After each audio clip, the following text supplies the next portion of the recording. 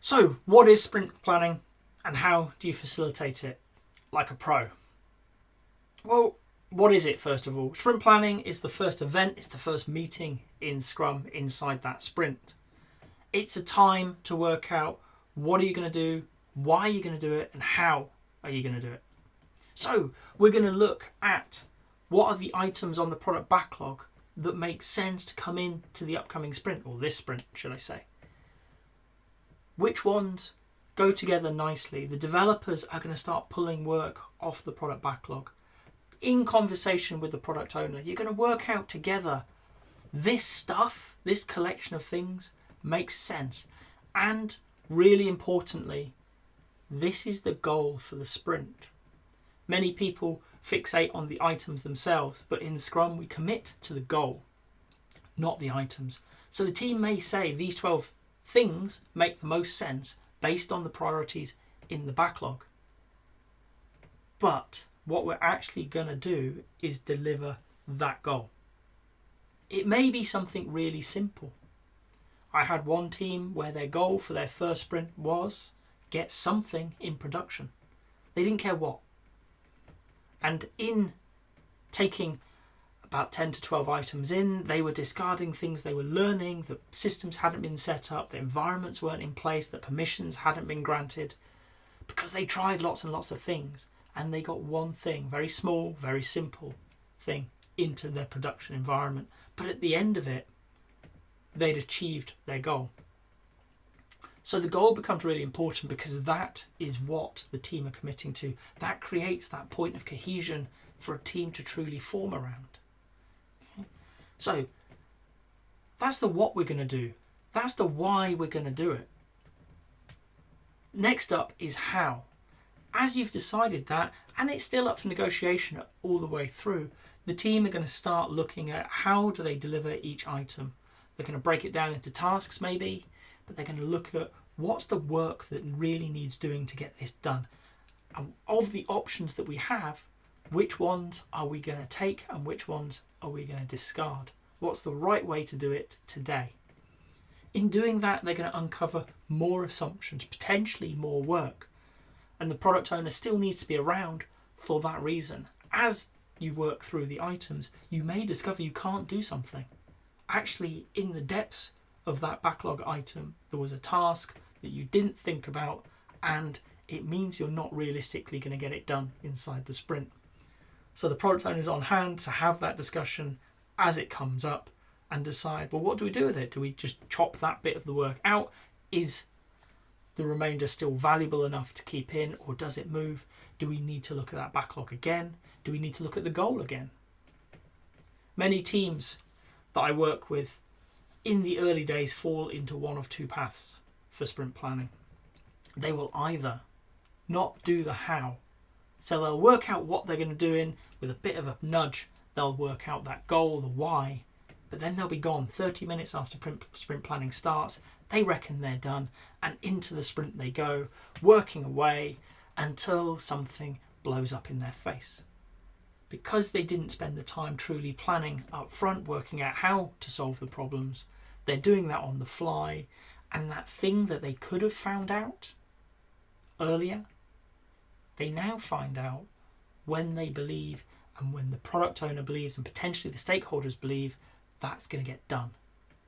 Maybe that's to the detriment of the whole goal, in which case we're talking about a failed sprint. Those teams struggle. Things blow up in their face. Okay, you see it time and time again. Eventually they start learning a bit more time in planning, a bit more time looking at how we're going to solve all of these items. Less of those. Not all of them go away, because there's always that opportunity for something to go wrong. And the more confident you are that you found everything, I honestly believe the more there is a chance of something going wrong. But you've got a better chance of getting through your sprint smoothly. You've already done the planning, you know how you're going to solve problems, you're confident that you've covered all your bases. There's a better chance of getting to the other end of that sprint. The other group are those who spend too much time in planning. So they go to the end of their time box and they need some more time. They're not quite cracked it yet. They need some more. They've got these 3 items left that they really want to plan out. And for those ones, you just want to say, stop. We're at the end of the time box. This is good enough. We have the work to get started. And if we run out of work further down the line, we know what the items are. We can pick them up and plan them then. Many teams worry in planning about not taking enough in. My guidance is always the same. There's a big list of work. It's in that product backlog. You're not going to run out of work because you can do more than you said in the sprint. What you're going to do is learn that you can take more into the sprint next time round. So when you get there, have a conversation with your product owner. Work out what's important to do, how to spend that remaining time of your sprint. Maybe it's items, maybe it's learning. I don't know. It will depend on your team and where you are in your development. But those teams that struggle to get to the end rarely hit that problem. They're often at a point where not yet can they deliver working products inside short time frames. They're still learning that skill set. Nothing wrong with that. Okay? We all are there at some point. So when you're facilitating all of this, as a Scrum Master, as an Agile coach, we're conscious, does the product owner have a healthy backlog? Are they bringing a list of work in that makes sense to them, to the developers? Have they seen it? Is there sufficient items in that list that are ready to play? Is there enough there that the developers can choose, while not being so much there that they've wasted their time and things are going to fall off that list before they get done? Are the team able to have a great discussion about what they're going to do and why they're going to do it? Can they craft a sprint goal together? And then can the developers in particular really work out how to deliver it? Okay. Your job is not to teach them how to break things down. You don't need to get into the technical details for whatever that tech may be. Okay. But you have to be confident that they can have those discussions. You have to nudge them in the right directions. Remind them that it's not only about the what and the why, but they need to spend some time on that how.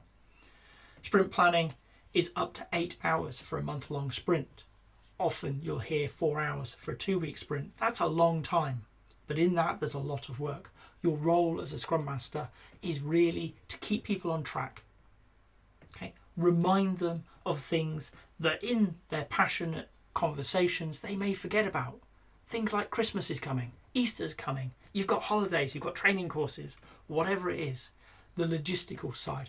Be responsible for reminding them about their planning, about their capacity.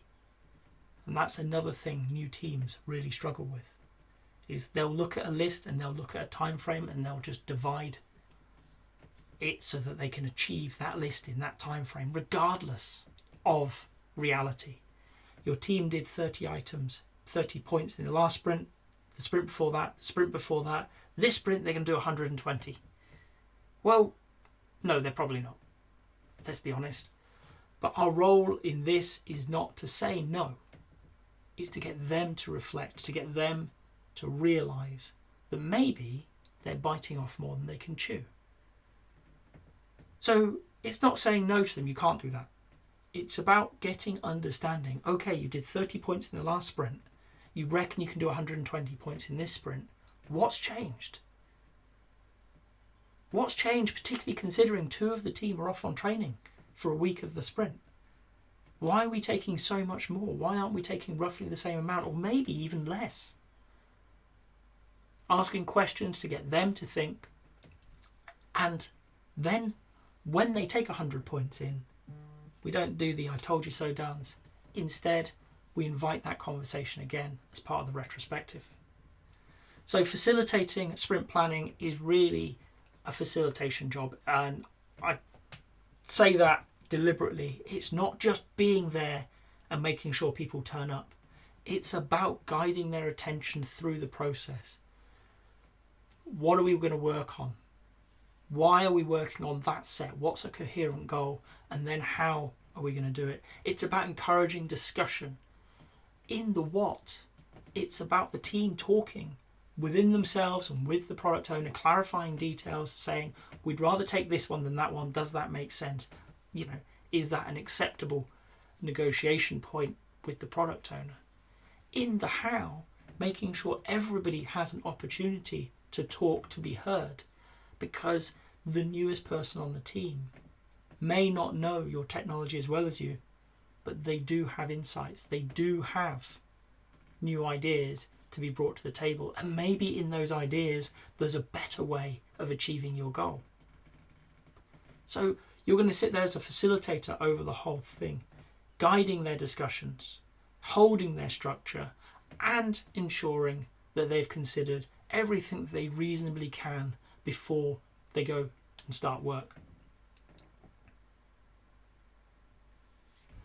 If you've got to this point in the video, I hope you've enjoyed it. If so, a like would be appreciated. If you want to hear more from me, more answers to questions that maybe you've got in the Agile world, please subscribe to the channel. And if you've got a question that you really want answered, drop it in the comments. I promise we'll get around to it. Thank you.